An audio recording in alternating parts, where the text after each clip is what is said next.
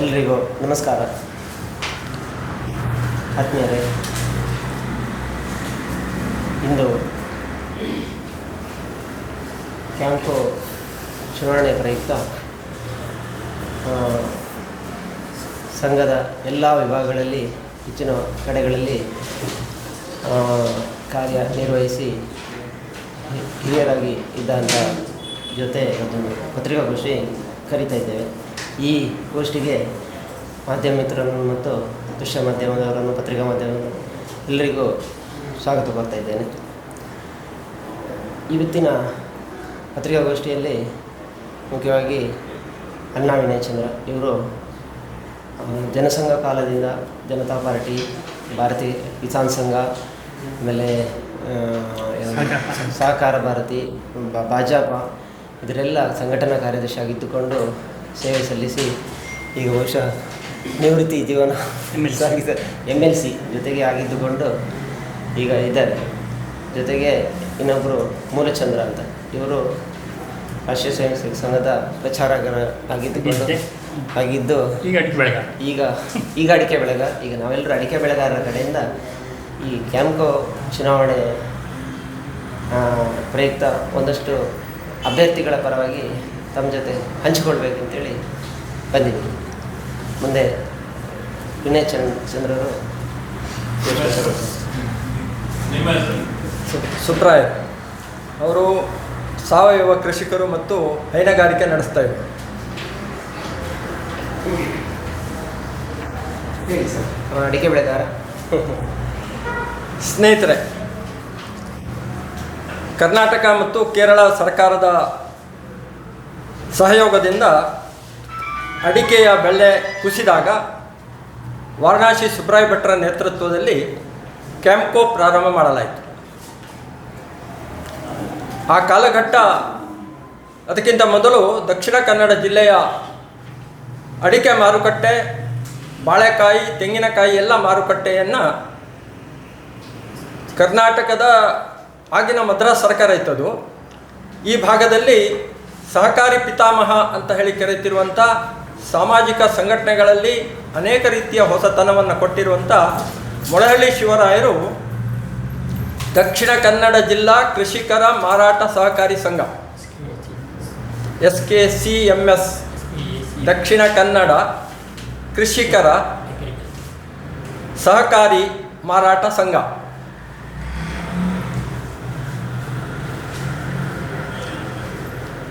ಇದು ಮಂಗಳೂರಿನಲ್ಲಿ ಕಾರ್ಯನಿರ್ವಹಿಸ್ತಾ ಇತ್ತು. ಇಡೀ ದೇಶದ ಅಡಿಕೆಯ ಬೆಲೆ ಮಂಗಳೂರಿನ SKCMSನಲ್ಲಿ ನಿಶ್ಚಯ ಆಗ್ತಾ ಇತ್ತು.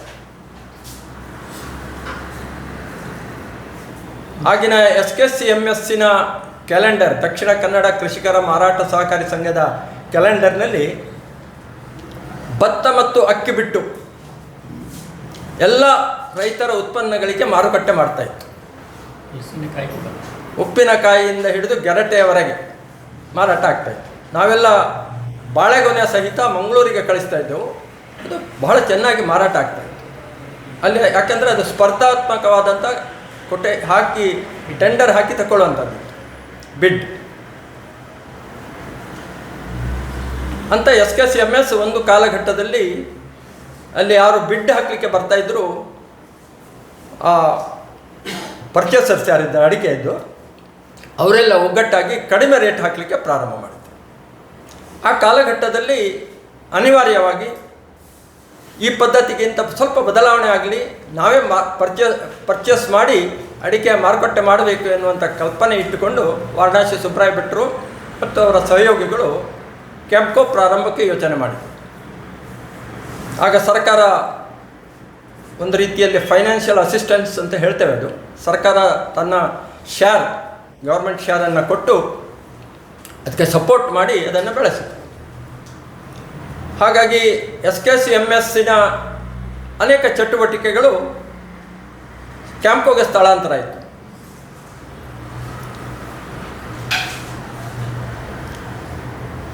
ಆದರೆ ಕ್ಯಾಂಪ್ಕೋ ನಿರ್ದಿಷ್ಟವಾಗಿ ಅಡಿಕೆ ಮಾತ್ರ ವ್ಯವಹಾರಕ್ಕಿತ್ತು. ಬಾಳೆಕಾಯಿ ಇನ್ನಿತರ ವಸ್ತುಗಳಿಗೆ SKCMS ಇತ್ತು. ಈ ಕ್ಯಾಂಪ್ಕೋದ ಇವತ್ತಿನ ವಾರಣಾಸಿ ಟವರ್ಸ್ ಈ ಸ್ಥಳ ಕೂಡ SKCMS ದಕ್ಷಿಣ ಕನ್ನಡ ಕೃಷಿಕರ ಮಾರಾಟ ಸಹಕಾರಿ ಸಂಘ. ಆ ಸ್ಥಳವನ್ನು ಮಂಗಳೂರಿನ ಒಬ್ಬ ಕ್ರೈಸ್ತ ಬಂಧು ಮೊಳಹಳ್ಳಿ ಶಿವರಾಯರನ್ನು ನೋಡಿ ದಾನವಾಗಿ ಕೊಟ್ಟದ್ದು. ಅದಕ್ಕೆ ಕ್ರಯ ಕೊಟ್ಟಿಲ್ಲ. ಅಂಥ SKCMS ಕೆಲಸ ನಿರ್ವಹಿಸ್ತಾ ಇತ್ತು. ಕ್ಯಾಂಪ್ಕೋ ಇನ್ನೊಂದು ಕಡೆಯಲ್ಲಿ ಕೆಲಸ ನಿರ್ವಹಿಸ್ತಾ ಇತ್ತು. ಚುನಾವಣೆಗಳು, ಸ್ಪರ್ಧೆಗಳು, ರಾಜಕೀಯ ಸಹಜ ಇರ್ತದೆ, ಇಲ್ಲ ಅಂತ ಹೇಳೋದಿಲ್ಲ. ಸುಬ್ರಾಯ ಭಟ್ರನ್ನು ಸೋಲಿಸಿ BJP ಅಧಿಕಾರಕ್ಕೆ ಬರಬೇಕು ಅಂತ ಒಂದು ಪ್ರಯತ್ನ ಸಾಗಿತ್ತು. ಅದರಲ್ಲಿ ಯಶಸ್ವಿಯಾದ.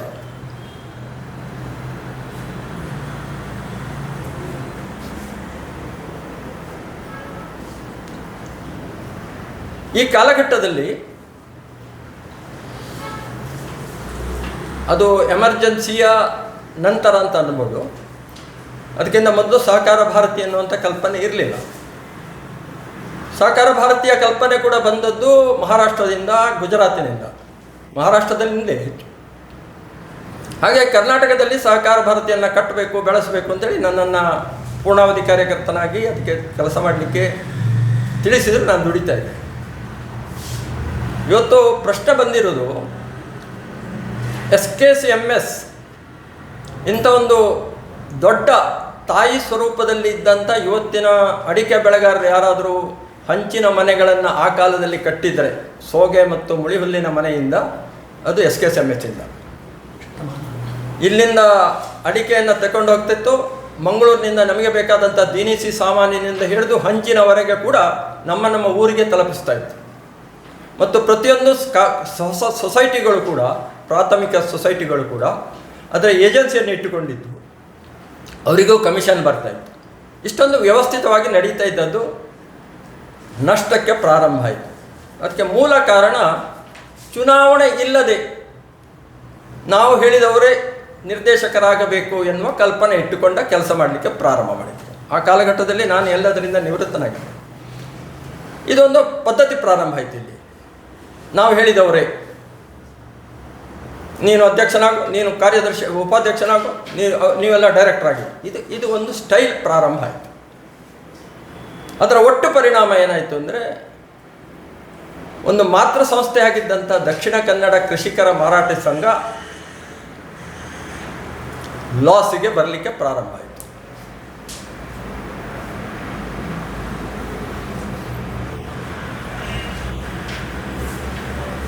ಅದು ಎಲ್ಲಿವರೆಗೆ ಮುಂದುವರಿಯಿತು ಅಂದರೆ, ದಕ್ಷಿಣ ಕನ್ನಡ ಕೃಷಿಕರ ಸಹಕಾರಿ ಸಂಘವನ್ನು ಉಳಿಸಬೇಕು ಅಂತ ಹೇಳುವಂಥ ಒಂದು ಹೊಸ ಕಲ್ಪನೆ ಇಟ್ಟುಕೊಂಡು ಜಾಯಿಂಟ್ ವೆಂಚರ್ ಅಂತ ಹೇಳುವಂಥ ಹೆಸರಿನಲ್ಲಿ ರಾವ್ ಆ್ಯಂಡ್ ರಾವ್ ಸರ್ಕಲ್ ಯಾವುದು ಮಂಗಳೂರಿನ ಹೃದಯ ಭಾಗದಲ್ಲಿದೆಯೋ ಅಲ್ಲಿಯ ಕಟ್ಟಡವನ್ನು ತೆಗೆದು ಜಾಯಿಂಟ್ ವೆಂಚರಿನ ಹೆಸರಿನಲ್ಲಿ ಸ್ಮಾರ್ಟ್ ಡೆವಲಪರ್ಸ್ ಎನ್ನುವಂಥ ಒಂದು ಬೋಗಸ್ ಸಂಸ್ಥೆ. ನಾನು ಯಾಕೆ ಬೋಗಸ್ ಸಂಸ್ಥೆ ಅಂತ ಹೇಳಿದ್ರೆ, ಇವತ್ತದಕ್ಕೆ ಆಫೀಸ್ ಇಲ್ಲ. ಅದನ್ನು ಟೆಂಡರ್ ಕರೆಯುವಾಗಲೂ ಕೂಡ Bharat construction, smart developers, Hindustan construction ಹೀಗೆ 3 ಹೆಸರಿನಲ್ಲಿ ಕರೆದು ಆ ಟೆಂಡರನ್ನು ಒಪ್ಪಿಗೆ ತಗೊಂಡು ಅದನ್ನು ಜಾಯಿಂಟ್ ವೆಂಚರ್ನಲ್ಲಿ ಕಟ್ಟಡ ಕಟ್ಟಿ ಒಂದು ಫ್ಲೋರನ್ನು SKCMSಗೆ ಕೊಡುವುದು ಅಂತ ತೀರ್ಮಾನ ಮಾಡಿದೆ. ಇದರ ಜೊತೆಗೆ ಬೋರ್ಡಿಗೆ ಯಾರೂ ಬರಲಿಲ್ಲ. ಜನರಲ್ ಬಾಡಿ ಮತ್ತು ಇಲೆಕ್ಷನ್ಗೆ ಯಾರು ನಾಮಿನೇಷನ್ ಹಾಕಲಿಲ್ಲ. ಸರ್ಕಾರ ಬುದ್ಧಿವಂತಿಕೆಯಿಂದ ಅದನ್ನು ಸೂಪರ್ಸೀಡ್ ಮಾಡಿದೆ.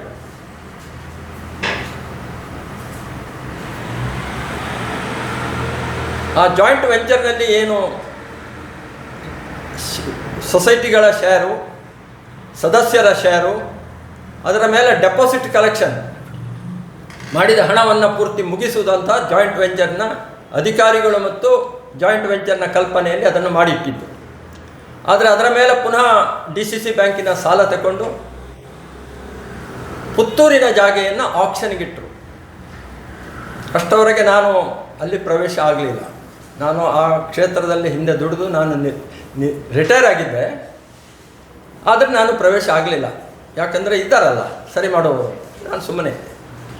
ಯಾವಾಗ ಪುತ್ತೂರಿನ ಜಾಗೆ ಕೂಡ SKSMS ಪರ್ಚೇಸ್ ಮಾಡಿದ್ದಲ್ಲ, ದಾನ ಸಿಕ್ಕಿದ್ದು. ಅದರಲ್ಲಿ ಒಂದು ಪೋರ್ಷನನ್ನು ಕ್ಯಾಂಪ್ಕೋಗೆ ಕೊಟ್ಟಿದ್ದಾರೆ, ಅದನ್ನು ಆಕ್ಷನ್ಗಿಟ್ಟರು.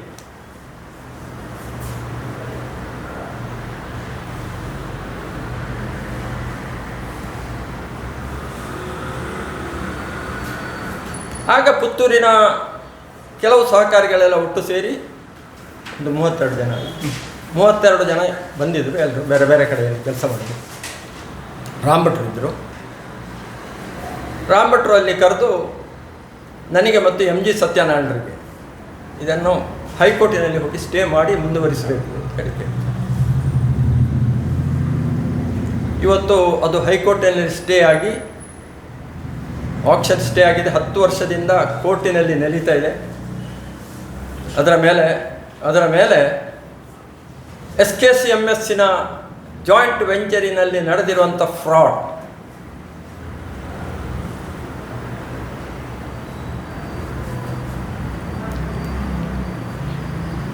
₹1.5 ಕೋಟಿ ಆಗಿನ ಅಧ್ಯಕ್ಷ DB ಬಾಲಕೃಷ್ಣರಿಗೆ 2 ವರ್ಷ ಮೊದಲೇ ಕೊಟ್ಟಿದ್ದೇನೆ ಎನ್ನುವಂಥ ಒಂದು ನೋಟ್. ಇದು ಟೆಂಡರ್ ಕ್ಲಿಯರ್ ಆಗೋದಕ್ಕಿಂತ ಮೊದಲೇ 1.5 ವರ್ಷ ಮೊದಲೇ 1.5 ಕೋಟಿ ಕೊಟ್ಟಿದ್ದೇನೆ. 8 ಕೋಟಿ ಗುಡ್ ವಿಲ್ ಕೊಡಬೇಕಿತ್ತು, ಅದನ್ನು ಕೊಟ್ಟಿಲ್ಲ. ಅದು ಮುಂದೆ ಇನ್ನೊಂದು ದಿವಸ ಅದರ ಬಗ್ಗೆ ವಿವರವಾದಂಥ ಇದನ್ನು ಕೊಡ್ತೇನೆ ನಾನು. ಈ ರೀತಿ SKSMSನ್ನು ಪೂರ್ತಿ ಮುಗಿಸ್ಲಿಕ್ಕೆ ಹೊರಟಂಥ ಒಂದು ಟೀಮ್, ಇವರು ಯಾರೂ ಮತ್ತೆ ಇದರ ಕಡೆ ಗಮನ ಕೊಡಲಿಲ್ಲ.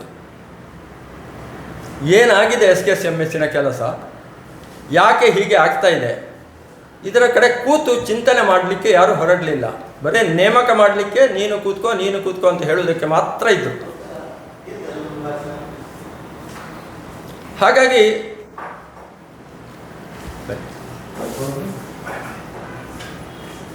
ಕ್ಯಾಂಪ್ಕೋ ಇನ್ನೊಂದು ದಕ್ಷಿಣ ಕನ್ನಡ ಕೃಷಿಕರ ಮಾರಾಟ ಸಹಕಾರಿ ಸಂಘದ ಹಾಗೆ ಅಧಪ್ಪತನಕ್ಕೆ ಇಳಿಯಬಾರದು. ಅದು ಉಳಿಬೇಕು, ರೈತರಿಗೆ ಅನುಕೂಲಕರವಾದಂಥ ಕೆಲಸ ಮಾಡಬೇಕು. ಈ ಕಲ್ಪನೆ ಇಟ್ಟುಕೊಂಡು ಇಬ್ಬರನ್ನು ನಾವು ಯೋಚನೆ ಮಾಡಿದ್ವಿ. 6 ಸ್ಥಾನಕ್ಕೆ 8 ಜನ ಈಗ ಇದ್ದಾರೆ. ಅವರು ಸಹಕಾರ ಭಾರತೀಯ ಅಭ್ಯರ್ಥಿಗಳು ಅಂತ ಹೇಳಿಕೊಳ್ತಾ ಇದ್ದಾರೆ. ಒಂದು ತಮ್ಮ ಗಮನಕ್ಕೆ ತರಲಿಕ್ಕೆ ಇಚ್ಛೆ ಪಡ್ತೇನೆ. ನಿಮ್ಮ ಹಾಗೆ ಪತ್ರಕರ್ತರಾಗಿದ್ದಂಥ ಮಹೇಶ್ ಪುಚ್ಚಪ್ಪಾಡಿ ಅವರು ಅಡಿಕೆ ಬೆಳೆಗಾರರ ಸಂಘದ ಅಧ್ಯಕ್ಷರಾಗಿ ನಾಮಿನೇಷನ್ಸ್ ಹಾಕಿದ್ದು. ಅವರನ್ನು ವಿಡ್ರಾ ಮಾಡಲಿಕ್ಕೆ ಕೇಳಲಿಕ್ಕೆ ಹೋದದ್ದು ಸಹಕಾರ ಭಾರತಿಯವರು ಅಲ್ಲ. ಇಬ್ಬರೇ ಯಾರು ಕಂಟ್ರೋಲ್ ಮಾಡಲಿಕ್ಕೆ ಹೊರಟಿದ್ರು ಅವರು. ಇಲ್ಲಿಯ ಸಹಕಾರಿ ಸಂಘವನ್ನು ಕಂಟ್ರೋಲ್ ಮಾಡಲಿಕ್ಕೆ ಯಾರು ಹೊರಟಿದ್ದಾರೋ ಅವರು ಹೋಗಿ ವಿಡ್ರಾ ಮಾಡಿಸಿದ್ರು.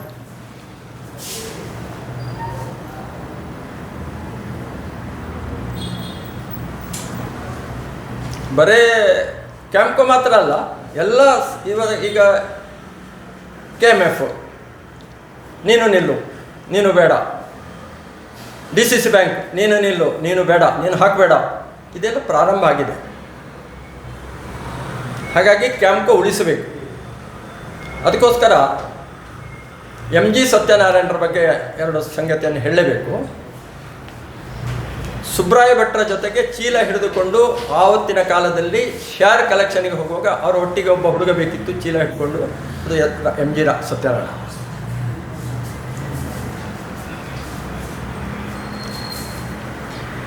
ಇನ್ನೊಂದು, ಪ್ರತಿ ಮಹಾಸಭೆಗೆ, ಕ್ಯಾಂಪ್ಕೋದ ಮಹಾಸಭೆಗೆ ಪ್ರತಿ ವರ್ಷ ಹಾಜರಾಗ್ತಾ ಇದ್ದರು ಮತ್ತು ಪ್ರತಿ ವರ್ಷ ರೈಟಿಂಗ್ನಲ್ಲಿ ಕ್ವಶನ್ ಹಾಕ್ತಾಯಿದ್ರು.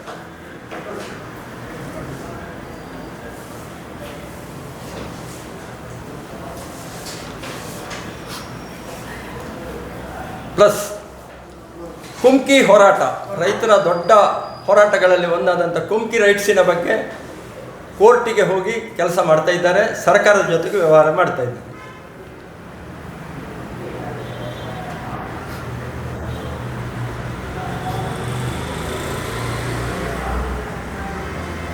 ಇವತ್ತು SKSMSನ ಇದರಲ್ಲಿ ಕೂಡ ನಾನು ಮತ್ತು ಅವರು ಜೊತೆ ಸೇರಿ ಅದನ್ನು ಹೈಕೋರ್ಟಿನಲ್ಲಿ ತಾವೇ ಹೂಡಿ ಕೆಲಸ ಮಾಡ್ತಾರೆ. ಹಾಗಾಗಿ ಒಬ್ಬ ಪ್ರಶ್ನೆ ಮಾಡಬಲ್ಲ, ಯೋಚನೆ ಮಾಡಬಲ್ಲ, ತಪ್ಪನ್ನು ತಪ್ಪು ಅಂತ ಹೇಳಿ ಅದನ್ನು ಸದ್ಯಕ್ಕೆ ತಗೊಂಡು ಹೋಗಬಲ್ಲಂಥ ಒಬ್ಬ ಯಶಸ್ವಿ ನಿರ್ದೇಶಕನಾಗಿ ಸತ್ಯನಾರಾಯಣರು ಕೆಲಸ ಮಾಡಬಹುದು ಎನ್ನುವ ದೃಷ್ಟಿಯಿಂದ ಅವರನ್ನು ಗೆಲ್ಲಿಸಿಕೊಡಬೇಕು. 8 ಜನರಲ್ಲಿ 6 ಜನ ಸೆಲೆಕ್ಟ್ ಮಾಡಬೇಕು. ಅದರಲ್ಲಿ ಇಬ್ಬರನ್ನ, ಒಬ್ಬರು MG ಸತ್ಯನಾರಾಯಣ, ಇನ್ನೊಂದು ಕ್ಯಾಂಪ್ಕೋ ಅಂತ ಹೇಳಿದರೆ ಇದೊಂದು ರಾಷ್ಟ್ರೀಯ ಮಾರುಕಟ್ಟೆ ಇರುವಂಥ ಸಂಸ್ಥೆ. ನಾನೊಬ್ಬ ಸಹಕಾರಿ ಅಂತ ಹೇಳಿ ಹೋದರೆ ಸಾಕಾಗೋದಿಲ್ಲ. ಅಲ್ಲಿ ವೃತ್ತಿಪರನಾಗಿರಬೇಕು, ಪ್ರೊಫೆಷನಲ್ ಆಗಿ ಕೆಲಸ ಮಾಡುವಂಥ ಯೋಚನೆ ಇರುವಂಥ ಕೆಲವರಾದರೂ ಅಲ್ಲಿ ಇರಬೇಕು. ಲಾಸ್ಟ್ ಟೈಮ್ ಒಮ್ಮೆ ಅಡಿಕೆಗೆ ರೇಟ್ ಕಡಿಮೆ ಆಯಿತು ರಾಮ್ ಭಟ್ರು ಅಧ್ಯಕ್ಷರಾಗಿದ್ದಾಗ. ಯಾಕೆ ಕಡಿಮೆ ಆಯಿತು ಅಂತ ಹೇಳಿದರೆ ಈವನ್ ದಿ ಮಾರ್ಕೆಟಿಂಗ್ ಮ್ಯಾನೇಜರ್ ಕೂಡ ಅದಕ್ಕೆ ಉತ್ತರ ಕೊಡಲಿಕ್ಕೆ ಆಗಲಿಲ್ಲ. ಕ್ಯಾಂಪ್ಕೋ ಕೆಲಸ ಮಾಡ್ತಾ ಇತ್ತು, ಇಲ್ಲ ಅಂತ ಹೇಳೋದಿಲ್ಲ, ಅಡಿಕೆ ತಗೊಳ್ತಿತ್ತು, ಮಾರಾಟ ಮಾಡ್ತಿತ್ತು. ಯಾಕೆ ಕಡಿಮೆ ಆಯಿತು? ಕಡಿಮೆ ಆಗಲಿಕ್ಕೆ ಕಾರಣಗಳೇನು ಗೊತ್ತಿಲ್ಲ. ಇವತ್ತು ಚಾಕ್ಲೇಟ್ ಫ್ಯಾಕ್ಟ್ರಿ ಇದೆ. ಚಾಕ್ಲೇಟ್ ಪ್ರಾರಂಭ ಮಾಡಿದ್ದು ಇಲ್ಲಿ ಕ್ಯಾಡ್ಬರಿಯವರು. ನಮಗೆಲ್ಲ ಸುಮಾರು 20-30-40 ವರ್ಷದ ಹಿಂದೆ ಗಿಡಗಳನ್ನು ಕೊಟ್ಟು ಬೆಳೆಸಿದರು. ಆದರೆ ಕ್ಯಾಡ್ಬರಿಯವರು ರೇಟ್ ಕಡಿಮೆ ಮಾಡಿದರು.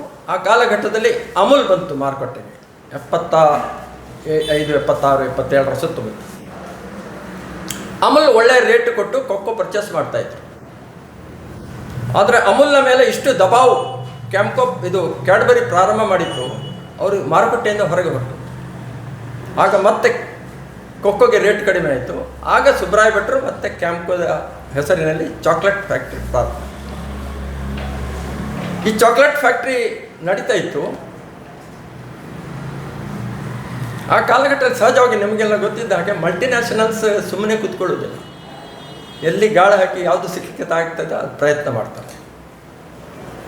ನೆಸ್ಲೆ ಒಂದು ಒಳ್ಳೆಯ ಆಫರ್ ಕೊಟ್ಟಿತ್ತು. ನೀವು ಇಷ್ಟವರೆಗೆ ಹಾಕಿದಷ್ಟು ಹಣವನ್ನು ನಿಮಗೆ ಇಂಟ್ರೆಸ್ಟ್ ಫ್ರೀ ಡೆಪಾಸಿಟ್ ಕೊಡ್ತೇವೆ, ಪ್ಲಸ್ ನಿಮಗೆ ಬೇಕಾದ ಚಾಕ್ಲೇಟನ್ನು ಮಾಡಿ ಕೊಡ್ತೇವೆ, ಪ್ಲಸ್ ನಿಮಗೆ ತಿಂಗಳಿಗಿಷ್ಟು ಬಾಡಿಗೆ ರೂಪದಲ್ಲಿ ಹಣ ಕೊಡ್ತೇವೆ. ಒಪ್ಪಿಗೆ ಆಯಿತು ತಕ್ಷಣ. ಆ ಕಾಲಘಟ್ಟದಲ್ಲಿ ಸುದೈವಕ್ಕೆ ನಾನು ಭಾಜಪದಲ್ಲಿ ಕೆಲಸ ಮಾಡ್ತಾ ಇದ್ದೆ.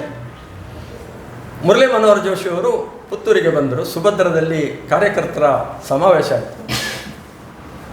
ಅವರ ಒಟ್ಟಿಗೆ ಪ್ರವಾಸ ನಾನು ಮಾಡಲಿಕ್ಕಿತ್ತು. ನಾನು ಮುರಳಿ ಮನೋಹರ್ ಜೋಶಿ ಅವರಲ್ಲಿ ಕೇಳಿದೆ, ಇಲ್ಲಿ ಒಂದು ಸಹಕಾರಿ ಕ್ಷೇತ್ರದ ಚಾಕ್ಲೇಟ್ ಫ್ಯಾಕ್ಟ್ರಿ ಇದೆ, ಒಮ್ಮೆ ನೋಡ್ತೀರಾ ಅಂತ. ಓ ದಕ್ಕೆಂಗೆ ಅಂತ ಹೋದು. ರಾಮ್ ಭಟ್ರು ಅಧ್ಯಕ್ಷರಿದ್ದರು. ಒಳಗೆಲ್ಲ ಹೋಗಿ ತೋರಿಸಿ ಸಂಜೆ ಕಾರ್ ಹತ್ತಿ ಉಡುಪಿ ಕಡೆಗೆ ಹೋಗುವಾಗ ಕೇಳಿದೆ, ಕೈ ಸಾಲಾಗ ಅಂತ. ಬಹುತ್ ಬಡಿಯ ಹೇಳಿದೆ. ನಾನು ಹೇಳಿದೆ, ಅದು ನೆಸ್ಲೆಗೆ ಹೊರಟು ಹೋಗ್ತಾ ಇದೆ. ಕ್ಯಾ ಅಷ್ಟು ಶಾಕಿಂಗ್ ನ್ಯೂಸಿನಲ್ಲಿ ಕೇಳಿದ್ದಾರೆ, ಇಷ್ಟು ದೊಡ್ಡ ಫ್ಯಾಕ್ಟ್ರಿ ನೆಸ್ಲೆಗೆ ಕೊಡ್ತಾ ಇದ್ದೀರಾ? ಮತ್ತು ನಾನು ಹೇಳಿದೆ, ನೀವು ಮಾತ್ರ ಇದನ್ನು ಉಳಿಸಬಲ್ಲಿರಿ, ಕ್ಯಾ ಕರ್ನಾ ಅಂತ. ಅಲ್ಲಿಂದ ನೇರ ಸರಸಂಘ ಚಾಲಕರಿಗೆ ಉಡುಪಿಯಿಂದ ಫೋನ್. ಇವತ್ತದು ಉಳಿದಿದೆ, ಇಲ್ಲದ್ರೆ ಯಾವಾಗ ನೆಸ್ಲೆಗೆ ಹೋಗಿ ಆಗ್ತದೆ.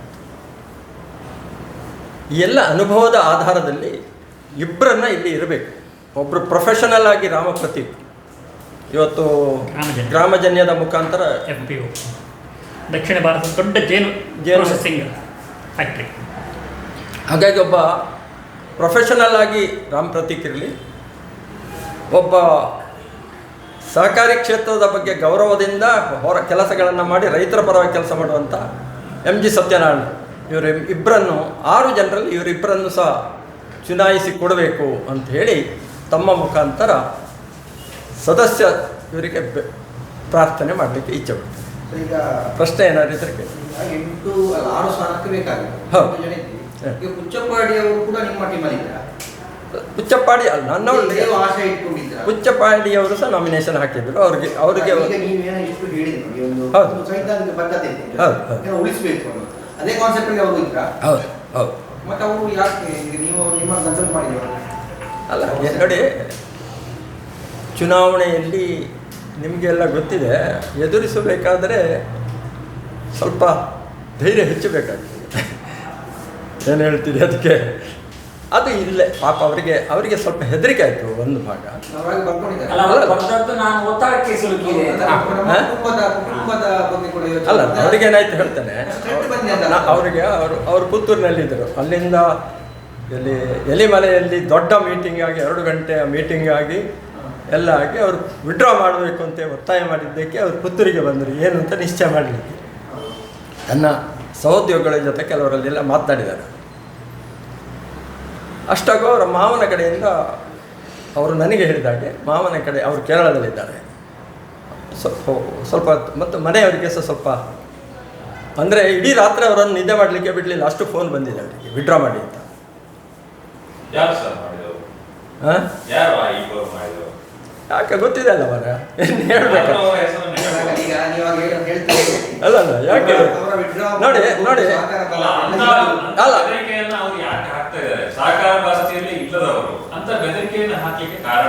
ಗೊತ್ತಿಲ್ಲ, ಇದೇ ಸಮಸ್ಯೆ ಇರೋದು. ಇದ್ದೇ ಇರ್ತದೆ. ಯಾಕಂದರೆ ನಿಮಗೆ ಈ ಮಲ್ಟಿನ್ಯಾಷನಲ್ಸ್ ಅಥವಾ ನೀವು ದೊಡ್ಡ ಬಂಡವಾಳಶಾಹಿ ಪರ್ಚೇಸರ್ಸ್ ಏನಿದ್ದಾರೆ ಅವರು ಸುಮ್ಮನೆ ಕೂತ್ಕೊಳ್ಳೋದಿಲ್ಲ. ಅವರಿಗೆ ಇನ್ನೊಂದು ನಿಮಗೆ ಹೇಳಲೇಬೇಕಾದದ್ದು, ಕ್ಯಾಂಪ್ಕೋದಲ್ಲಿ ಒಂದು ಅಡ್ವಾನ್ಸ್ ಸೇಲ್ ಅಂತ ಹೇಳುವಂಥ ಒಂದು ಪ್ರಕ್ರಿಯೆ ಇದೆ. ನಿಮಗೆ ಯಾರಿಗೂ ಗೊತ್ತಿರೋದಿಲ್ಲ. ಅಡ್ವಾನ್ಸ್ ಸೇಲ್ ಅಂದರೆ ಏನು ಅಂದರೆ, ಇವತ್ತು ಅಡಿಕೆಗೆ 300 ರೂಪಾಯಿ ಇದೆ ಅಂತ ತಿಳ್ಕೊಳ್ಳಿ, ಈಗಿನ ರೇಟಲ್ಲ 300 ರೂಪಾಯಿ ಇದೆ. ನಾನು ನಿಮ್ಮಿಂದ ಅಡಿಕೆಯನ್ನು 350ಕ್ಕೆ ತಗೊಳ್ತೇನೆ ಅಂಥೇಳಿ ಕೆಲವು ಆರಿಸಿದ ಸೇಟ್ಗಳ ಜೊತೆಗೆ ಒಂದು ಒಪ್ಪಂದ. ಅದು 350ಕ್ಕೆ ತಗೊಳ್ಳೋದು ಯಾವಾಗ ಅಂದರೆ 400 ರೂಪಾಯಿ ಆದಾಗ. ಇದಕ್ಕೆ ಅಡ್ವಾನ್ಸ್ ಸೇಲ್ ಅಂತ. ನಾನು ಅದನ್ನು 2-3 ಸಲ ಜನರಲ್ ಬಾಡಿಯಲ್ಲಿ ಪ್ರಶ್ನೆ ಮಾಡಿದ್ದೇನೆ. ಆದರೆ ಅಲ್ಲಿ ಏನಾಗ್ತದೆ ಅಂದರೆ ಹಾರಿಸಿ ಬಿಟ್ಟು ಬಿಡ್ತಾರೆ. ಇನ್ನೊಂದು, ಇವತ್ತು ಸುಮಾರು 3 ಲಕ್ಷಕ್ಕಿಂತ ಹೆಚ್ಚು ಸದಸ್ಯತನ ಇದೆ. ವೋಟಿಂಗ್ ರೇಟ್ ಇರೋದು ಸುಮಾರು 5,000. ಅದರಲ್ಲಿ 1-1.5 ಸಾವಿರ 2 ಸಾವಿರ ಬಂಟ್ವಾಳದ ಸುತ್ತಮುತ್ತ. ಯಾಕೆಂದರೆ ಹತ್ತಿರದ ಮಂಗಳೂರು ಇರೋದರಿಂದ ಅವರೆಲ್ಲರೂ ಜನರಲ್ ಬಾಡಿಗೆ ಹೋಗ್ತಾರೆ. ಇದಕ್ಕೂ ಕೂಡ ಒಂದು ಹಿಂದೆ ಸಲಹೆ ಮಾಡಿದ್ದೇವೆ, ರೆಪ್ರೆಸೆಂಟೇಟಿವ್ ಜನರಲ್ ಬಾಡಿ ಅಂತ ಹೇಳ್ತಾರೆ. ಈಗ ಸೊಸೈಟಿಗಳೆಲ್ಲ ಮೆಂಬರ್ ಹಾಗಂತೇಳಿ ಎಲ್ಲ ಡೈರೆಕ್ಟರ್ಸ್ ಇಲ್ಲಿ ಬರೋದಿಲ್ಲ. ಆ ಡೈರೆಕ್ಟರ್ಗಳಲ್ಲಿ ಒಬ್ಬ ಅಧ್ಯಕ್ಷ ಇರ್ಬೋದು, ಯಾರಾದರೂ ಒಬ್ಬ ಅವರು ನಿಶ್ಚಯ ಮಾಡಿ ಕಳಿಸ್ತಾರೆ. ಹಾಗೆಯೇ ಪ್ರತಿ ತಾಲೂಕಿನಲ್ಲಿ ಒಂದು ಜನರಲ್ ಬಾಡಿ ಮಾಡಿ, ಜನರಲ್ ಬಾಡಿಯಿಂದ 100 ಜನ ರೆಪ್ರೆಸೆಂಟೇಟಿವ್ ಆಗಿ ಕೇಂದ್ರದ ಜನರಲ್ ಬಾಡಿಗೆ ಬರುವ ಹಾಗೆ. ಆಗ ಎಲ್ಲರ ಭಾವನೆಗಳು ಮತ್ತು ಎಲ್ಲ ಕಡೆಯಲ್ಲಿ ಭಾಗವಹಿಸಲಿಕ್ಕೆ ಆಗ್ತದೆ. ಇವತ್ತು ಆ ದೂರದ ಕೇರಳದಿಂದ, ಶಿವಮೊಗ್ಗ ಭಾಗದಿಂದ, ಉತ್ತರ ಕನ್ನಡದಿಂದ ಜನರಲ್ ಬಾಡಿಗೆ ಬಂದು ಹೋಗುವುದು ಅಂದರೆ ಒಂದು ದೊಡ್ಡ ತ್ರಾಸದಾಯಕ ಕೆಲಸ. 3 ಜನರಲ್ ಬಾಡಿಗೆ ಬಾರದಿದ್ದರೆ ನಿಮಗೆ ವೋಟಿಂಗ್ ರೈಟ್ ಇಲ್ಲ. ಈ ಎಲ್ಲ ಕಾರಣಗಳಿದಾವಲ್ಲ, ಇದನ್ನು ಸುಲಲಿತವಾಗಿ ಮಾಡಬೇಕಲ್ವಾ. ರೈತರಿಗೆ ತಮ್ಮ ಹಕ್ಕನ್ನು ಕೊಡಲಿಕ್ಕೆ, ಸದಸ್ಯರಿಗೆ ತಮ್ಮ ಹಕ್ಕನ್ನು ಕೊಡುವಂಥ ಕೆಲಸ ಮಾಡಬೇಕಲ್ಲ, ಇದು ಮಾಡ್ತಾ ಇಲ್ಲ ಸರ್. ಮೊದಲು ಎಲ್ಲೋ ಒಂದು ಕಡೆಯಲ್ಲಿ ಒಂದು 8 ವರ್ಷ 10 ವರ್ಷದ ಮೊದಲು ಪ್ರತಿ ಹೋಬಳಿ ಅಥವಾ ಒಂದು ಕೇಂದ್ರ, ಈಗ ವಿಟ್ಲದಲ್ಲ ಆಗ್ತಾ ಇತ್ತು, ಪುತ್ತೂರಲ್ಲ ಆಗ್ತಾ ಇತ್ತು, ಸುಳ್ಳ್ಯದಲ್ಲ ಆಗ್ತಾ ಇತ್ತು, ಕ್ಯಾಂಪದ ಒಂದು ವಿಶೇಷ ಸಭೆಗಳನ್ನ ಮಾಡಿ, ಬೆಳಗ್ಗೆ ಕೂಡ ಬೆಳೆಗಾರರ ಸಭೆಯನ್ನ ಮಾಡಿ ಒಂದು ಹಾಜರಾತಿಯನ್ನು ಪಡ್ಕೊಳ್ಳುವಂತ ಕೆಲಸ ಆಗ್ತಾ ಇತ್ತು. ನೋಡಿ, ಅದನ್ನ ಈಗ ಏಕಾಏಕಿ ನಿಲ್ಲಿಸಿದ್ದಾರೆ. ಎರಡು ಭಾಗ ಅದರಲ್ಲಿ ಸಹ ಅಡಿಕೆ ಬೆಳೆಗಾರರ ಸಭೆಯನ್ನು ಕರೆದಿದ್ದೇವೆ ಅಂತ ಹೇಳೋದಷ್ಟೇ, ಯಾರಿಗೂ ಇಂಟಿಮೇಷನ್ ಇರುವುದಿಲ್ಲ. ಅದನ್ನು ಸಹ ಸಲಹೆ ಮಾಡಿದ್ದೇವೆ ನಾವು. ಅಟ್ಲೀಸ್ಟ್ ನಿಮಗೆಲ್ಲರಿಗೂ ಕ್ಯಾಂಪೋದ ಸದಸ್ಯರ ಮೊಬೈಲ್ ನಂಬರ್ಸ್ ಇದೆ, ಪೋಸ್ಟಲ್ ಅಡ್ರೆಸ್ ಇದೆ. ಇಂಟಿಮೇಟ್, ಇವತ್ತು ಸುಳ್ಯದಲ್ಲಿ ಇಷ್ಟು ಜನ ಎಲ್ಲ ಬನ್ನಿ, ಸುಳ್ಯದ ಎಲ್ಲ ಸದಸ್ಯರಿಗೆ ಇಂಟಿಮೇಟ್ ಮಾಡಬೇಕಿತ್ತು, ಅದು ಮಾಡ್ತಾ ಇಲ್ಲ. ಅದನ್ನು ನಿಲ್ಲಿಸಿದ್ದಾರೆ ನೀವು ಹೇಳಿದಾಗ. ಅದೇ ರೀತಿ ವಿಟ್ಲದ ಸುತ್ತಮುತ್ತಲಿನ ಅಡಿಕೆಗೆ ಭಾರತದ ಮಾರುಕಟ್ಟೆಯಲ್ಲಿ ಒಳ್ಳೆಯ ಗೌರವದ ಅಡಿಕೆ ಅಂತ ಹೆಸರು. ಅದು ಕುಂದಾಪುರದ ಅಡಿಕೆಯೂ ಬರ್ತದೆ, ಸುಳ್ಯದ ಅಡಿಕೆಯೂ ಬರ್ತದೆ, ಕಾರ್ಕಳದ ಅಡಿಕೆಯೂ ಬಂದು ಮಾರಾಟ ವಿಟ್ಲದ ಹೆಸರಿನಲ್ಲಿ ಆಗ್ತದೆ, ಬಿಲ್ ಆಗ್ತದೆ. ಕಳೆದ ಬಾರಿಯಲ್ಲಿ ಕಾವಿನಲ್ಲಿ ಬಹಳ ದೊಡ್ಡ ಮಟ್ಟದಲ್ಲಿ ಬಂದಿತ್ತು, ಆಗ ಯಾರು ಯಾಕೆ ಮಾತಾಡಿಲ್ಲ? ಕಳೆದ ಒಂದು ಪ್ರತಿ ಮಹಾಸಭೆಯಲ್ಲಿ ಮಾತನಾಡ್ತೇವೆ. ಆಗ ಅಲ್ಲಿ ಒಂದು ವ್ಯವಸ್ಥಿತವಾದಂಥ ಇನ್ನೊಂದು ಗುಂಪು ಇರ್ತದೆ, ನಿಮ್ಮನ್ನು ಅವರು ಇನ್ನೊಂದು ಸ್ವರದಿಂದ ಮಾತಾಡ್ತಾರೆ. ಇದು ಒಂದು. ಇನ್ನೊಂದು ಹೇಳಲೇಬೇಕಾದದ್ದು, ಕಳೆದ ಸಲ 2 ವರ್ಷ ಹಿಂದೆ 2 ಲೋಡ್ ಅಡಿಕೆ, ಅದಕ್ಕೆ ಕ್ವಾಲಿಟಿ ಇರ್ತದಲ್ಲ ಅಡಿಕೆಗೆ, ಇಲ್ಲಿಂದ ಹೋಯಿತು ಗುಜರಾತಿಗೆ, ಹಾಗೆ ವಾಪಸ್ ಬಂತು. ಕ್ಯಾಂಪ್ಕೋ ಲಾಸ್ ಆಗುವುದಕ್ಕೆ ಮೂಲ ಕಾರಣಗಳು ಅಂಥದ್ದು. ಇನ್ನೊಂದು, ನಾವು ಅವತ್ತಿನಿಂದ ಸಲಹೆಗಳನ್ನು ಮಾಡ್ತಾ ಬಂದಿದ್ದೇವೆ. ಅಡಿಕೆಯಲ್ಲಿ ಗ್ರೇಡಿಂಗ್ ಇದೆ. ಈಗ ಮೋಟಿ, ಸೇವರ್ಧನ್, ಹೀಗೆ ಬೇರೆ ಬೇರೆ ಇದೆ. ಇದು ಕ್ಯಾಂಪ್ಕೋ ಪರ್ಚೇಸ್ ಮಾಡಿದ ನಂತರ ಇಲ್ಲಿ ಮಾಡೋದು. ಇದರ ಬದಲು ನಿಮ್ಮ ಸಹಕಾರಿ ಸಂಘಗಳಿದ್ದಾವೆ, ಅಲ್ಲಿ ಒಂದು ಅದನ್ನು ಗ್ರೇಡಿಂಗ್ ಮಾಡಲಿಕ್ಕೆ ಬೇಕಾಗಿರುವಂಥ ಎಂತ ಹೇಳಿದ್ರೆ ಗಾರ್ಬ್ಲಿಂಗ್ ಯೂನಿಟ್ ಹಾಕಿದರೆ ನಿಮಗೆ ಕ್ಯಾಂಪ್ಕೋಗೆ ನೇರವಾಗಿ ರೈತರೇ ಇಷ್ಟು ಸೇವರ್ಧನ್, ಇಷ್ಟು ಮೋಟಿ, ಇಷ್ಟು ಅದು, ಇಷ್ಟು ಇದು ಎಲ್ಲವನ್ನು ಕೊಡಲಿಕ್ಕೆ ಸಾಧ್ಯ ಆಗ್ತದೆ. ಮಾರುಕಟ್ಟೆ ರೈತನಿಗೂ ಗೊತ್ತಾಗ್ತದೆ ಏನು ಯಾವುದಕ್ಕೆ ಮಾರುಕಟ್ಟೆ ಇದೆ ಅಂತ. ಇವತ್ತು ನಾವು ಹೇಗೆ ಬೆಳೀತಾ ಇದ್ದೇವೆ ಅಂದರೆ ಒಟ್ಟು ಬೆಳಿತೇವೆ, ಹೆಚ್ಚು ಅಡಿಕೆ ಸಿಗುವುದನ್ನು ಬೆಳೀತಾ ಇದ್ದೇವೆ. ಅದು ಅಲ್ಲ, ಅದು ತಿನ್ನಲಿಕ್ಕೆ ಯೋಗ್ಯವಾದಂಥ ಅಡಿಕೆ ಯಾವುದು, ಅದನ್ನು ಬೆಳೆಸಿ ಅಲ್ಲಿ ಕೊಟ್ಟರೆ ಅಲ್ಲಿ ಮಾರುಕಟ್ಟೆ ಇರ್ತದೆ. ಈಗ ಸರಿ, ಒಂದು ಪ್ರಶ್ನೆ ಸರ್. ಈಗ ಈ ಸಹಕಾರ ಭಾರತಿ ಮತ್ತು ಆ ಇಬ್ಬರು ಇಂಟರ್ನಲ್ ಮುಂದೆ ಏನು ಸಂಬಂಧ ಇಲ್ಲ ಅಲ್ಲ, ಅವರ ನಡುವೆ. ಯಾಕಂದ್ರೆ ಇಲ್ಲಿ ಹಿಡಿತ ಇಟ್ಕೊಳ್ಳುವಂಥದ್ದು ಇಬ್ರು ಅಂತ ಇಟ್ಕೊಂಡ್ರೆ ನಾವು ಪುತ್ತೂರು ಬಿಜೆಪಿಯನ್ನು ಏನು ಮಾಡಿದ್ರು, ಹೈಜಾಕ್ ಯಾರು ಮಾಡಿದ್ರು? ಪುತ್ತೂರು ಶಕುಂತಲಾ ಶೆಟ್ಟಿ ಬೇಡ, ಮಲ್ಲಿಕಾ ಪ್ರಸಾದ್ ಆಗಬೇಕು ಅಂತ ಯೋಚನೆ ಮಾಡಿದವರು ಯಾರು? ಕಾರ್ಯಕರ್ತರಲ್ಲ, ಇಬ್ಬರೇ. ರಾಮ್ ಭಟ್ರಲ್ಲಿಗೆ ಬಂದು ಹೇಳಿದವರು ಇಬ್ಬರೇ, ಅವರೇ ಇಬ್ಬರು ಈಗಲೂ ಅದನ್ನೇ ಮಾಡ್ತಾ ಇದ್ರು. ಈ ಒಂದು ಹಿಡಿತ ಕಪ್ಪಿಮುಷ್ಟಿ ಉಂಟಲ್ಲ, ಇದನ್ನು ಬಿಡಿಸುವಂಥ ಅವಶ್ಯಕತೆ ಇವತ್ತಿದೆ.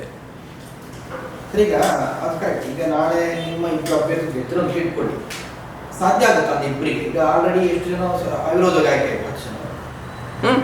ಅಲ್ಲ ನೋಡಿ, ಯಾವಾಗಲೂ ತಪ್ಪುಗಳನ್ನು ಹುಡುಕಲಿಕ್ಕೆ ಬೋರ್ಡಿನಲ್ಲಿ ಯಾರಾದರೂ ಒಬ್ಬರು ಇಬ್ಬರು ಇದ್ದರೆ ಧಾರಾಳ ಸಾಕಾಗ್ತದೆ. ಎಲ್ಲರೂ ಬೇಕು ಅಂತಲ್ಲ, ಎಲ್ಲರೂ ಬಂದರೆ ಸಂತೋಷ ಇತ್ತು. ಅಂಥದ್ದು ಈ ಸ್ಥಿತಿ ಈಗ ನಮಗೆ ಅಂಥವರನ್ನು ಎದುರಿಸುವಂಥ ಸ್ಥಿತಿಯಲ್ಲಿ ಇಲ್ಲ. ಯಾಕೆಂದರೆ ಈ ಚುನಾವಣೆಗೆ ಇವರು ಸೇಟ್ಗಳು ಹಣ ಕೊಡ್ತಾರೆ. ನಿಮಗೆ ಕಲ್ಪನೆ ಇಲ್ಲ, ನನಗೆ ಕಲ್ಪನೆ ಇದೆ.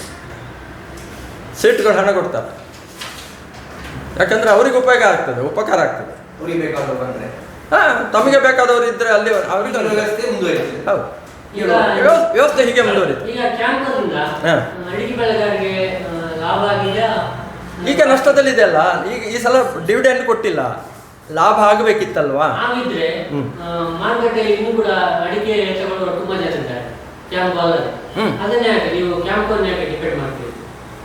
ನೋಡಿ, ಕ್ಯಾಂಪ್ಕೋ ಯಾಕೆ ಪ್ರಾರಂಭ ಆಯಿತು ಅಂದರೆ, ಮಾರುಕಟ್ಟೆಯಲ್ಲಿ ಇವತ್ತು ಓಪನ್ ಮಾರುಕಟ್ಟೆಯಲ್ಲಿ ಇದ್ರಲ್ವಾ, ಅವರೆಲ್ಲ ಹಿಂದೆ SKCMSನಲ್ಲಿ ಅಡಿಕೆ ಕಟ್ ಮಾಡಿ ಬಿಡ್ಡೆ ಹಾಕ್ತಾಯಿದ್ರು. ಅವರೆಲ್ಲರೂ ಒಟ್ಟಾಗಿ ಕಡಿಮೆ ರೇಟಿಗೆ ಎಲ್ಲರೂ ಕೋಟ್ ಮಾಡಲಿಕ್ಕೆ ಪ್ರಾರಂಭ ಮಾಡಿದ್ರು. ಅದಕ್ಕೋಸ್ಕರ ಕ್ಯಾಂಪ್ಕೋ ಹುಟ್ಟಿಕೊಂಡಿದ್ರು. ಎಲ್ಲರೂ ಕ್ಯಾಂಪ್ಕೋ ಹುಟ್ಟಿಕೊಳ್ತಿರ್ಲಿಲ್ಲ. ಅರ್ಥ ಆಯ್ತಾ? ಸೊ ಕ್ಯಾಂಪ್ಕೋ ಉಳಿಬೇಕು, ಬಟ್ ಕೆಲವರ ಹಿಡಿತ ತಪ್ಪಬೇಕು ಅಂತ ನೀವು ಹೇಳೋದು. ಕ್ಯಾಂಪ್ಕೋ ಉಳಿಬೇಕು ಮಾತ್ರ ಅಲ್ಲ, ಕ್ಯಾಂಪ್ಕೋ ಆರೋಗ್ಯಪೂರ್ಣವಾಗಿ ಬೆಳಿಬೇಕು. ಇನ್ನೊಂದು SKCM ಸೊಸೈಟಿ ಆಗಬಾರ್ದು. ಈಗ ಅದರದ್ದೇನು SKSMS ಅದು ಯಾರು ನೀವು ಹೇಳಿದ್ರಲ್ಲ, ಯಾರು ತಗೊಂಡಿದ್ದಾರೆ? ಅಲ್ಲ, ಅದು ಈಗ ಕೋರ್ಟಿನಲ್ಲಿ ಸ್ಟೇ ಆಗಿದೆ. ಅದರದ್ದು ಸ್ಟೇ ಆದ ನಂತರದ ಪ್ರೊಸೀಡಿಂಗ್ಸ್ ಈಗ ಸ್ಟೇ ಆಗಿದೆ ಮಾತ್ರ ಅಲ್ಲ, ಈಗ ಎನ್ಕ್ವೈರಿ ಸ್ಟಾರ್ಟ್ ಆಗಿದೆ. ಅನೇಕರಿಗೆ ನೋಟಿಸ್ ಹೋಗಿದೆ, ದೊಡ್ಡವರಿಗೆ ಹೋಗಿದೆ. ಎಲ್ಲಿ ಜಾಗ ಇದೆ, ಬಟ್ ಅದರ ಒಳಗೆ ನಡೆದಿರುವಂಥ ಗೋಲ್ಮಾಲ್ ಇದೆ ಅಲ್ಲ. ಇವತ್ತು ಸುದೈವಕ್ಕೆ ಬಂದಿದ್ದ 2-3 ಜಡ್ಜಸ್ಸಿಗೆ ಅಂದರೆ ಬೆಂಚ್ ಚೇಂಜ್ ಆಗ್ತಾ ಇರ್ತದೆ, ಅವರಿಗೆ ಅದು ಅರ್ಥ ಆಗಿ ಅವರು ಅದನ್ನು ಹುಡುಕಿ ಕೆಲವರಿಗೆ ನೋಟಿಸ್ ಮಾಡಿ. ಹೌದು, ಬರೀ ಜಾಗ ಮಾತ್ರ ಅಲ್ಲ, ಜಾಗೆಯನ್ನು ಅಡಿಸ್ಥಳವನ್ನು ಸಹ ಮಾರಾಟ ಮಾಡಿದ್ದಾರೆ. ಅದು ಮಾರಾಟ ಮಾಡಲಿಕ್ಕಿಲ್ಲ.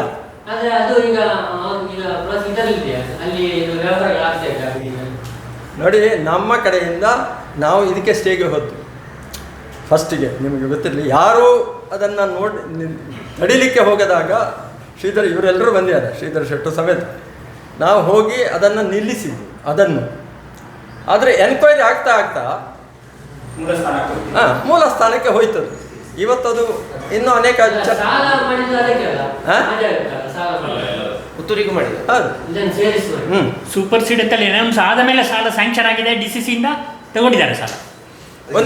ಒಂದೇ ವರ್ಷದಲ್ಲಿ ಆಕ್ಷನ್ಗೆ ಇಟ್ಟಿದ್ದಾರೆ. SKMC ಒಂದ್ಸಲ ಎಷ್ಟೋ ಕೋಟಿ ಅನುದಾನ ರಾಜ್ಯದಲ್ಲಿ ಸರ್ಕಾರದಿಂದ ಹಿಂದೆ ಕೊಡ್ಲಿಕ್ಕೆ ಘೋಷಣೆ ಆಗಿತ್ತು. DV ಇರುವಾಗ DV ಅವರು ಇರುವಾಗ DV ಅದರ ಡೈರೆಕ್ಟರ್ ಆಗಿದ್ದವರು ಒಂದು ಕಾಲದಲ್ಲಿ. ಅದೇನೈತೆ ಹೇಳ್ತಾನೆ, ಆಗ ಅದಕ್ಕೆ ಒಂದು ಕಂಡೀಷನ್ ಇತ್ತು, ಈ ಹಣಕ್ಕೆ ಗ್ಯಾರಂಟಿ ಕೊಡಬೇಕಲ್ಲ, ಅದು ನಿರ್ದೇಶಕರು ಕೊಡಬೇಕು ಅಂತ ಇತ್ತು. ಆಗಿನ ನಿರ್ದೇಶಕರು ತಯಾರಾಗಲಿಲ್ಲ. ಅದರ ಪುನಶ್ಚೇತನಕ್ಕೆ ಅಂತಲೇ ಸ್ಯಾಂಕ್ಷನ್ ಪುನಶ್ಚೇತನ ಮಾಡಿ ಪುನಶ್ಚೇತನ ಮಾಡಿ. ಈಗ ಕ್ಯಾಂಪ್ಕೋ ಇಂಡಿಪೆಂಡೆಂಟ್ ಬಾಡಿ ಅಲ್ಲ, ಅಂದರೆ ಸರ್ಕಾರದ ಏನಿಲ್ಲ. ಇಲ್ಲ, ಅದು ಅಲ್ಲಿ ಸಣ್ಣ ತಪ್ಪಾಗಿದೆ ಸ್ವಲ್ಪ. ಯಾಕೆಂದರೆ ಹಾಗೆ ಮಾಡಿದ್ರಿಂದ ಪರಿಣಾಮಗಳೇನಾಗ್ತದೆ ಅಂದರೆ, ನೀವು ನಿಮ್ಮದೇ ಎಮ್ ಡಿಯನ್ನು ಇಟ್ಟುಕೊಳ್ತೀರಿ ಅಲ್ವಾ. ನಾಳೆ MD ಏನಾದರೂ ಹೆಚ್ಚು ಕಡಿಮೆ ಮಾಡಿದರೆ ಅವರನ್ನು ಸಸ್ಪೆಂಡ್ ಮಾಡಿದರೆ ಅವನು ಕೋರ್ಟಿಗೆ ಹೋಗ್ತಾನೆ. ಸರ್ಕಾರದ MD ಇರ್ತಿದ್ದರೆ ಸರ್ಕಾರದಲ್ಲಿ ಹೇಳಿ ವಿಡ್ರಾ ಮಾಡಲಿಕ್ಕೆ. ಅಲ್ಲ, ಲಾಸ್ಟ್ ಟೈಮ್ ಒಂದು ಫಾರಿನ್ ಇಂದ ಅಡಿಕೆ ಎಲ್ಲ ತಂದಾಗ ಅಡಿಕೆ ಅಲ್ಲ, ಕೊಕ್ಕೋ ಬೀಜ ತಂದ್ರೆ ಅಲ್ಲ, MD ಏನೋ ಸಸ್ಪೆಂಡ್ ಅಂತ ಮಾಡಿದ್ದಾರೆ, ಆಮೇಲೆ ವಿಡ್ರಾ ಮಾಡಿ. ಅದು ಹೆಸರಿಗೆ ಅವನು, ಅದರ ಮೂಲ ಬೇರೆ. ಅದರಿಂದ 10 ಕೋಟಿ ಲಾಸ್ ಆಗ್ತದೆ. ಲಾಸ್ ಆಗಿ ಫೈನ್ ಕಟ್ಟಿತ್ತು. ಈಗ ಕ್ಯಾಂಪ್ ಎಷ್ಟು ಲಾಸ್ ಆಗಿದೆ? ಈಗ ಪ್ರಕೃತ ಲಾಸ್ ಎಷ್ಟಿದೆ ಗೊತ್ತಾಗಲಿಲ್ಲ. ಬಟ್ ಡಿವಿಡೆಂಡ್ ಕೊಡ್ತಾ ಇಲ್ಲ. ಲಕ್ಷಗಟ್ಟಲೆ ಶೇರ್ ಹೋಲ್ಡರ್ಸ್ ಇದ್ದಾರೆ. ಈಗ ನೀವು ಈಚೆಗೆಲ್ಲ ಇನ್ನೊಂದು, ಈ ಚುನಾವಣೆಯಲ್ಲಿ ಈಗ ಕೇವಲ 3,000 ಮತಗಳಿವೆ. ಅದು ಅಲ್ಲಿ ಇದಕ್ಕೆ ಮಹಾಸಭೆಗೆ ಹೋದವರಿಗೆ, ಯಾರು ಜನರಲ್ ಬಾಡಿಗೆ ಹೋಗಿದ್ದಾರೆ ಅವರಿಗೆ ಮಾತ್ರ. ಈಗ ಪರ್ಮನೆಂಟ್ ಆಗಿ ಕ್ಯಾಂಪೋಗೆ ಅಡಿಕೆ ಹಾಕೊಂಡಿದ್ದಾರೆ. ಆಕ್ಟಿವ್ ಮೆಂಬರ್ಸ್ ಅವರು ಕೂಡ ಆಗುದಿಲ್ವಾ? ಅಲ್ಲ, ಅವ್ರ ಬಗ್ಗೆ ಏನ್ ಮಾಡಿದ್ದಾರೆ? ಅದಕ್ಕೆ ಹೇಳಿದ್ದು ನಾವು 2-3 ಸಲ ಸಲಹೆಗಳನ್ನು ಕೊಟ್ಟಿದ್ದೇವೆ. ಆ್ಯಕ್ಟಿವ್ ಮೆಂಬರ್ಶಿಪ್ಪಿಗೆ 2 ಕ್ಲಾಸ್ ಇರ್ತದೆ. ಒಂದು 5 ಜನರಲ್ ಬಾಡಿಯಲ್ಲಿ 3 ಜನರಲ್ ಬಾಡಿ ಭಾಗವಹಿಸುವುದು, ಅಥವಾ 10,000 ಶೇರ್ ಇರುವುದು. ಇದು ಆಗಬೇಕಾಗಿತ್ತು. ಇದನ್ನು ಬುದ್ಧಿವಂತಿಕೆಯಿಂದ ಏನು ಮಾಡಿದರು ಅಂದರೆ, 10,000 ಶೇರ್ ಮತ್ತು 3 ವರ್ಷ ಜನರಲ್ ಬಾಡಿಯಲ್ಲಿ ಭಾಗವಹಿಸುವುದು ಅಂತ ಒಟ್ಟು ಕ್ಲಬ್ ಮಾಡಿದರು. ಅದೆರಡೂ ಬೇಕು ಆಗ ಯಾರಿಗೂ ವೋಟ್ ಸಿಗೋದಿಲ್ಲ. ನಿಮಗೆ ಅರ್ಥ ಆಯ್ತಾ? 10,000 ಈಗ ನಾನು ವ್ಯವಹಾರ ಮಾಡ್ತೇನೆ, ನನಗೆ ಜನರಲ್ ಬಾಡಿಗೆ ಬರಲಿಕ್ಕೆ, ಈಗ ದೂರದಿಂದ ಬರಲಿಕ್ಕೆ ಆಗೋದಿಲ್ಲ. ಆಗ ನಿಜವಾಗಿ ಹೇಗೆ ಅಂದರೆ 10,000 ಇಷ್ಟು ವ್ಯವಹಾರ ಮಾಡಬೇಕು, ಅಥವಾ 3 ಜನರಲ್ ಬಾಡಿ ಭಾಗವಹಿಸಬೇಕು, ಹೀಗೆ ಇರಬೇಕಿತ್ತು. ಅಥವಾ ಎನ್ನುವಲ್ಲಿ ಮತ್ತು ಅಂತ ಅಥವಾ ಇವರಿಗೆ ಮತ್ತು ಇಂಟರ್ಪ್ರಿಟೇಷನ್ ಅಲ್ಲಿ ನೀವು ನಮ್ಮ ಬುದ್ಧಿವಂತರಷ್ಟೆಲ್ಲ ಮಾಡೋದ್ರಲ್ಲಿ ಹುಷಾರಲ್ಲ. ಅಲ್ಲ, ಅದಕ್ಕೆ ಏನ್ ಮಾಡಲಾಗ್ತಾ ಇದೆ ಸರ್? ಅದಕ್ಕೆ 2 ಭಾಗ ಹೇಳಿದ್ದೆ ನಾನು. ಒಂದು ರೆಪ್ರೆಸೆಂಟೇಟಿವ್ ಜನರಲ್ ಬಾಡಿ ಮಾಡಬೇಕು. ಆಗ ಕೇರಳದಲ್ಲಿ ಅವರ ಭಾವನೆಗಳೇನಿತ್ತು ಅದನ್ನು 100 ಜನ ಬಂದು ಇಲ್ಲಿ ಹೇಳಬೇಕು. ರೆಪ್ರೆಸೆಂಟೇಟಿವ್ ಅಂತ ಹಾಗೆ ಒಂದು ಸಭೆ ಸೇರೋದು, ಅಲ್ಲಿ ಅದು ಕರೆದೆ, ಅದು ಇದಲ್ಲ, ರೈತ ಬೆಳೆಗಾರರ ಸಭೆ ಅಲ್ಲ, ಅದು ಸದಸ್ಯರ ಸಭೆ, ಸದಸ್ಯರ ಮಹಾಸಭೆಯನ್ನು ಕರೆದು ಅಲ್ಲಿ 100 ಜನರನ್ನು ಸಿಲೆಕ್ಟ್ ಮಾಡಿ ಇಲ್ಲಿಗೆ ಬರಬೇಕು. ಎಲ್ಲರೂ 100 ಜನ ಇಲ್ಲಿಗೆ ಬಂದರೆ ಒಂದು 4-5 ಸಾವಿರ ಜನ ಆಗ್ತದೆ, ಅಥವಾ 150 ಮಾಡಿ ತೊಂದರೆ ಇಲ್ಲ. ಹಾಗೆ ಮಾಡಿದಾಗ ಎಲ್ಲರ ವಾಯ್ಸ್ ಇಲ್ಲಿ ತಲುಪ್ತದೆ ಮತ್ತು ಎಲ್ಲರೂ ವೋಟರ್ಸ್ ಆಗ್ತಾರೆ. ಈಗ ಕೇರಳದ ಆಚೆ ಮೂಲೆಯಿಂದ ಮಂಗಳೂರಿಗೆ ಬರಬೇಕು, ಕ್ಯಾಂಪ್ ಊಟಕ್ಕೆ ಬರೀ ಒಂದು ಚಾಕ್ಲೇಟ್ ಇದು ಬ್ಯಾಗ್ ಮತ್ತು ಒಂದು ಊಟಕ್ಕೆ ಬರಲಿಕ್ಕೆ ಆಗ್ತದೆ ಅವರಿಗೆ. ಇನ್ವಿಟೇಷನ್ ಕೂಡ ಕಳಿಸ್ತಾರೆ. ಅಲ್ಲಲ್ಲ, ಅದು 2 ಭಾಗ ಇದೆ. ಆ್ಯಕ್ಟಿವ್ ಆದವರಿಗೆ ಒಂದು ಕಲರು, ಇನ್ನೊಂದು ನಾನ್ ಆ್ಯಕ್ಟಿವ್ ಇದ್ದವರಿಗೆ ಇನ್ನೊಂದು ಬರ್ತದೆ. ಇನ್ನೊಂದು ಸರ್, ಈಗ ಚಾಕ್ಲೇಟ್ ಫ್ಯಾಕ್ಟರಿ ಕೂಡ ಎಷ್ಟೋ ಚಾಕ್ಲೇಟ್ಗಳು ಬಂದಾಗಿದೆ, ಸಿಗ್ತಾ ಇಲ್ಲ ಜನರಿಗೆ ಅಂತ ಹೇಳೋದು ಒಂದಿದೆ. ಅದು ಯಾವ ಕಾರಣಕ್ಕೆ ಇರ್ಬೋದು? ಇದು ಚಾಕ್ಲೇಟ್ ಫ್ಯಾಕ್ಟ್ರಿ ನೋಡಿ, ಚಾಕ್ಲೇಟ್ ಫ್ಯಾಕ್ಟ್ರಿಯಲ್ಲಿ 1% to 1.5% ಲಾಸ್ ಆಗಬೇಕು ಅಷ್ಟೇ. ಇಲ್ಲಿ 15% ಲಾಸ್ ಆಗ್ತದೆ. ಲಾಸ್ ಆಗುವುದಂದರೆ ಅದು melting technical loss, but it is not actual loss. ಆ ಹೆಸರಿನಲ್ಲಿ ಬೇರೆ ಕಡೆಗೆ ಚಾಕ್ಲೇಟ್ ಹೋಗ್ತದೆ. ಲೋಕಲ್ ಅಲ್ಲಿ ಸಿಗುದಿಲ್ಲ ಕ್ಯಾಂಪೋದಿ, ಹಾ? ಲೋಕಲ್ ಮಾರ್ಕೆಟ್ ಅಲ್ಲಿ ಕ್ಯಾಂಪೋದು ಸಿಗುದೇ ಇಲ್ಲ. ಅವ್ರಿಗೆ ಇಂಟ್ರೆಸ್ಟೇ ಇಲ್ಲ ಸರ್. ಡಾಕ್ಟರ್ ತಂಗ ಅಂತ ಹೇಳಿ ನನ್ನ ಜೊತೆಗೆ MLC ಇದ್ದರು ಅವರು, MR ತಂಗ. ಅವರು ಇಂಗ್ಲೆಂಡ್ ಇದು ಅಮೇರಿಕಾದಲ್ಲಿ ಅವರ ಫ್ಯಾಮಿಲಿ ಎಲ್ಲ ಇರೋದು. ಅವರು ಅಲ್ಲಿ ಸರ್ಜನ್ ಆಗಿದ್ದವರು ಇಲ್ಲಿ ಬಂದದ್ದು. ಒಂದು ಸಲ ಸದನದಲ್ಲಿ ನಮ್ಮ ಕೊಲ್ಲ ಧಾರವಾಡದ ಈಗ MLC ಇದು ರಾಜ್ಯಸಭಾ ಸದಸ್ಯರೆಲ್ಲ ಅದರಲ್ಲ, BJPಯಿಂದ ಕಾಂಗ್ರೆಸ್ ಹೇಳ್ತೀನಿ, ದೊಡ್ಡ ಇನ್ಸ್ಟಿಟ್ಯೂಷನ್ ಇದೆ, ಪ್ರಭಾಕರ್ ಕೋರೆ ಅವರು ಗುಟ್ಕದ ಬಗ್ಗೆ ಮಾತಾಡಿದರು. ಭಾಳ ಚೆನ್ನಾಗಿ ಮಾತಾಡಿದರು ಗುಟ್ಕದ ಸಮಸ್ಯೆಗಳು. ಆಗ ನಾನು ಗುಟ್ಕಕ್ಕೆ ಬರೀ ಅಡಿಕೆಯನ್ನು ದೂರಬೇಡಿ ಕೊರೆ, ಇದು ಕ್ಯಾಂಪ್ಕೋದಿಂದ ಒಂದು ಕಾಜು ಸುಪಾರಿ ಅಂತ ಒಂದು ತಯಾರಾಗಿದೆ, ಅತ್ಯಂತ ಸ್ವಾದಯುಕ್ತವಾಗಿದೆ, ಅದು ಒಳ್ಳೆಯದಿದೆ, ಅಂಥದ್ದನ್ನು ಸಹ ಒಂದು ಡೆವಲಪ್ ಮಾಡೋ ದೃಷ್ಟಿಯಿಂದ ಮಾತಾಡಿ. ಹೀಗೆ ಅಷ್ಟಾಗ ಸ್ಪೀಕರು ಚೇರ್ಮನ್ ಇದ್ದರು, ಎಂಥದ್ರಿ ಅದು ಅಡಿಕೆ ಸುಪಾರಿ ನಮಗೆಲ್ಲ ಕೊಟ್ಟರು, ನಮಗೆ ಗೊತ್ತೇ ಇಲ್ಲಲ್ಲ ಅಂತ ಹೇಳಿದರು. ನಮಗೆಲ್ಲ ಕೊಡಿಸ್ತೀರಾ ಅಂತ ಹೇಳಿದರು. ಏನು ಆಗೋದಿಲ್ಲ ಅಂತ ಹೇಳಲಿಕ್ಕೆ ಆಗ್ತದಾ? 75 ಜನ ಸದಸ್ಯರು, ಒಂದು 25 ಜನ ಅಫಿಷಿಯಲ್ಸು, ಒಂದು 25 ಜನ ಪ್ರೆಸ್ಸಿನವರು, ಸುಮಾರು 200 ನಾನು ಹೇಳಿದೆ. 200 ಕಾಜು ಸುಪಾರಿ ನನಗೆ ಕಳಿಸಿಕೊಡಿ ಅಂತ ಕೇಳಿದೆ. I am ready to pay, ನನಗೆ ಕಳಿಸಿಕೊಡಿ ಅಂತ. 100 ಬಂತು.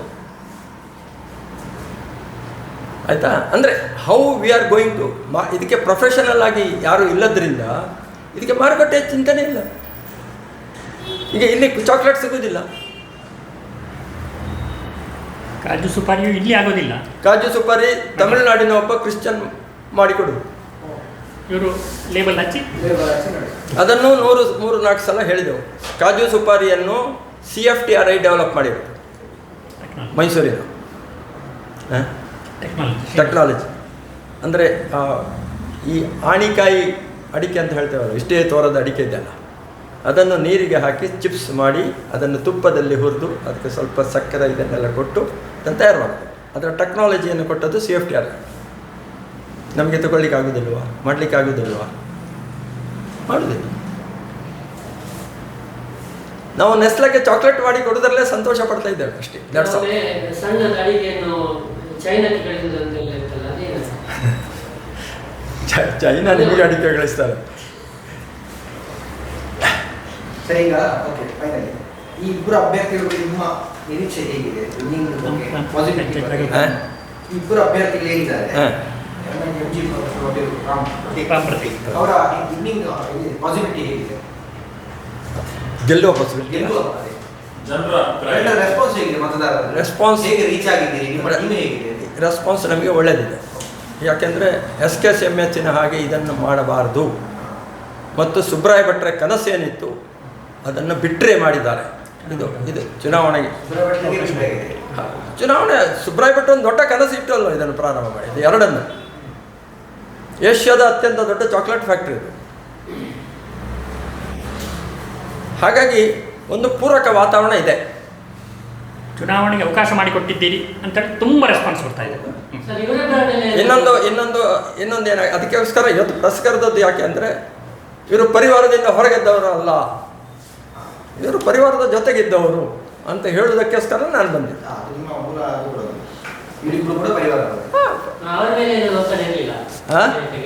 ಹೇಳಿದ್ದಾರೆ ಉಂಟು. ಇವರು SKSMHನದ್ದು 24ಕ್ಕೆ ಕೋರ್ಟ್, 22ಕ್ಕೆ ವಕೀಲರಿಗೆ ಬ್ರೀಫ್ ಮಾಡಲಿಕ್ಕೆ MG ಸತ್ಯನಾರಾಯಣರು ಬೆಂಗಳೂರಿನಲ್ಲಿದ್ದಾರೆ. ಅವರಿಗೆ ಫೋನು, ನಿಮಗೆ ಫ್ಲೈಟ್ ಟಿಕೆಟ್ ಕೊಡ್ತೇವೆ, ಇಲ್ಲಿಂದ ಹೋಗಿ ವಾಪಸ್ ಹೋಗಿ, ಬಂದು ವಿಡ್ರಾ ಮಾಡಿ ಮತ್ತೆ ನಮಗೆ ಗೊತ್ತಿರಲಿ. ರಾಮ್ ಪ್ರತೀಕ್ ಮೊದಲ ನಾಮಿನೇಷನ್ ಹಾಕಿದ್ದು, ಎರಡನೇ ನಾಮಿನೇಷನ್ ಹಾಕಿದ್ದು MG ಸತ್ಯನಾರಾಯಣ. ಕರೆದು ಮಾತಾಡ್ಬೋದಿತ್ತಲ್ಲ, ನಿಮಗೆ ಮುಗಿಸಬೇಕು, ವಿಡ್ರಾ ಮಾಡಿ. ಆಸ್ ಇಫ್ ಆ ಸಂಸ್ಥೆಯನ್ನು ನಾವೇ ಕಟ್ಟಿದ್ದು ಎನ್ನುವಂಥ ರೀತಿಯ ವರ್ತನೆ ಇದೆಲ್ಲ ಖಂಡನೀಯ.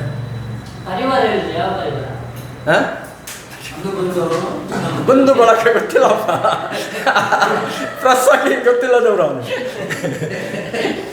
ಈ ಪರಿವಾರಗಳು ಜಾಸ್ತಿ ಅಲ್ಲ, ಯಾವ ಪರಿವಾರದಲ್ಲಿ ಇಲ್ಲ ಅಂತ ಸೈಡಲ್ಲಿ ಕೂತ್ಕೊಳ್ಳೋರು. ಅವರು ಪರಿವಾರದಲ್ಲೇ ಮಾಜಿ ಪರಿವಾರದವರು. ಅವರು ಸಹ ಮಾಜಿ ಪರಿವಾರದಲ್ಲಿ ಬೇಕಷ್ಟು ಮಾಡಿ ಒಬ್ಬ ವ್ಯಕ್ತಿಯ ಪರಿಹಾರದಲ್ಲಿ ಇದ್ದು ಈ ಇಬ್ಬರಲ್ಲಿ ಒಬ್ಬ ವ್ಯಕ್ತಿಯ ಇದಕ್ಕೆ ಮನಸ್ಸು ಹೊರಗೆ ಬಂದದ್ದು ಅಂತ ಹೇಳ್ಬೋದು. ಇನ್ನು ಒಂದು ನೆನಪಿಲ್ಲಿ, ರಾಮ್ ಪ್ರತೀಕ್ ಅಜ್ಜ ಕ್ಯಾಂಪ್ಕೋ ಚಾಕ್ಲೇಟ್ ಫ್ಯಾಕ್ಟ್ರಿಗೆ ಜಾಗ ಕೊಟ್ಟವರು. ರಾಮ್ ಪ್ರತೀಕ್ ತಂದೆ ರಾಮ್ ಪ್ರಸಾದ್ರು ಕ್ಯಾಂಪ್ಕೋ ಚಾಕ್ಲೇಟ್ ಫ್ಯಾಕ್ಟ್ರಿ ಜಾಗ ಇತ್ತೀಚೆಗೆ ಕೊಟ್ಟವರು. ಈ ಎಲ್ಲ ಲೆಕ್ಕ ಹಾಕಿ ನಾವು ಅವರಿಬ್ಬರನ್ನು ಸಿಲೆಕ್ಟ್ ಮಾಡಿ. ಮತ್ತೆ ಹಿಂದಿನ ಸಲ ಏನಾದ್ರು ಅವ್ರು ಕೇಳಿದಾಗ ಮತ್ತೆ ಈ ಸಲ ಅದು ಬೇರೆ, ಅದು ಬೇರೆ. Okay sir, thank you. ಹಾಗೆ ಒಂದು ತಂಡಾದ್ರೂ ರಚನೆ ಆಗ್ತದಲ್ಲ, ಈಗ ಏನು ಇವರು ಹೇಳಿದ್ರು ಇದನ್ನೊಂದು ಪ್ರಶ್ನೆ ಮಾಡ್ಲಿಕ್ಕೆ ಅನ್ನೋದು ಅಷ್ಟಾದ್ರೆ ಆಗ್ಬೋದಲ್ಲ. ಏನಿಲ್ಲ ಈಗ ಏನಿಲ್ಲ ಈಗ ಪ್ರಶ್ನೆ ಇಲ್ಲ.